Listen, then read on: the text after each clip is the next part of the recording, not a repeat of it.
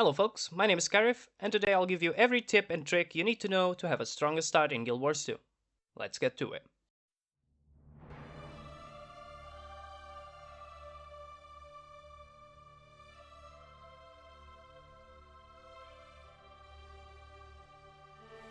Once you get into the game for the very first time, you'll find a select world screen.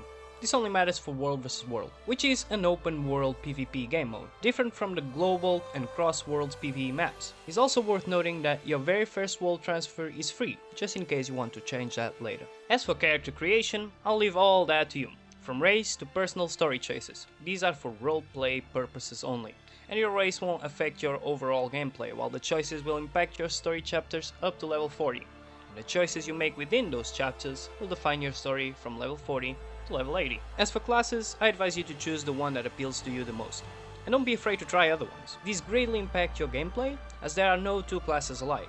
They all have different mechanics as well as gameplay styles. After all those choices, you'll see a small summary of your choices and a place for you to sign with your character's name.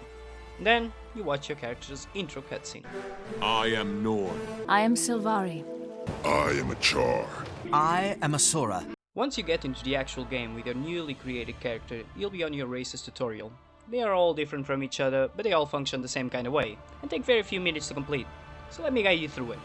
Within the UI, we can see that each character has their auto attack unlocked, and as well as a healing skill. Also 2 dodges, the health bar, the menu icons, which I'll explain individually in the later section, minimap, and objectives. If you're a free-to-play player, you'll also get some pop-ups, but those are all for the expansion, so you can ignore them for now. The first thing you want to do is to follow the green star in your minimap, as these will always guide you to your next story objective. After the small dialogue, you can check your next objective, which will guide you to a combat sequence. So, for you to succeed in an easier way, here's a few simple tips for your first combat experience in Guild Wars 2. You can target your foe with the left mouse click, which will make its health bar and icon appear on top of the screen, as well as locking your character to it. So now you can use your auto attacks by pressing the default 1 key, and use your dodge with the default V key. In the unlikely case of your health dropping severely, remember you can use your healing skill by pressing the default key, number 6. So keeping with your objectives and doing these simple combat tips will show your victory in the tutorial, for which I don't want to spoil the end, but I'm sure you'll manage. After the amazing victory you got from the tutorial instance, you'll have the dialogue scene and be dropped in the vast world of Tyria. Right away you'll see you are free to explore wherever you wish, but before you do, let's talk about your settings. Like most games in the genre, unfortunately, the default settings are not optimized for gameplay, but for roleplay. So I'll give you the best settings to increase your odds against countless threats. If you wish to start with the default settings, which I firmly advise you not to, you can just skip this section. To access the settings panel, you can press the S key or just use the icon on the top left menu and select settings. Now you'll see a wide range of general settings divided by paragraphs and sections on the left. So let's run through the relevant ones. Let's start by checking the boxes for show all usable object names, which will make it easier for you to find objects in the world. And if you want to, check as well the always show my name, for you to have your title and your name above you at all time. Finish the checkboxing, let's also activate show party and squad health bars, and you want to check the thick party squad health bars as well.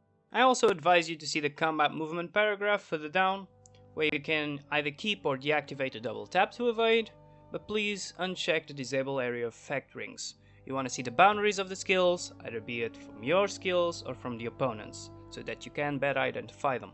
Scrolling down to the camera paragraph, you'll see the sliders for that.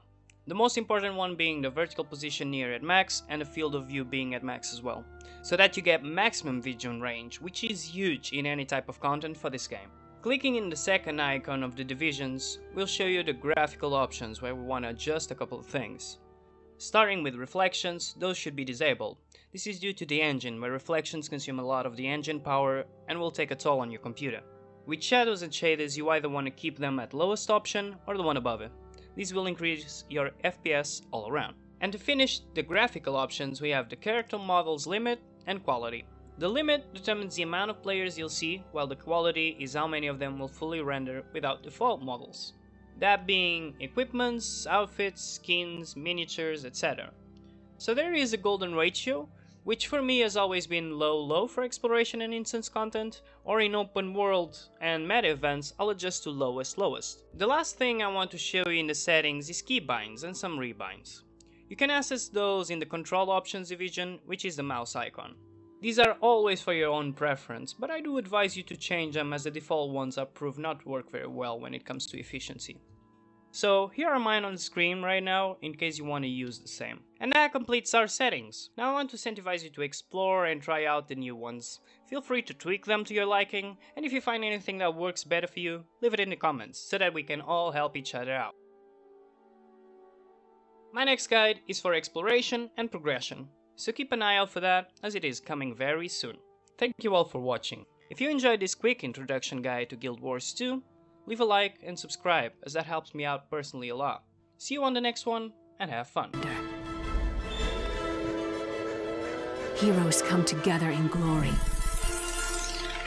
discovering new magic, new technology that will save our world.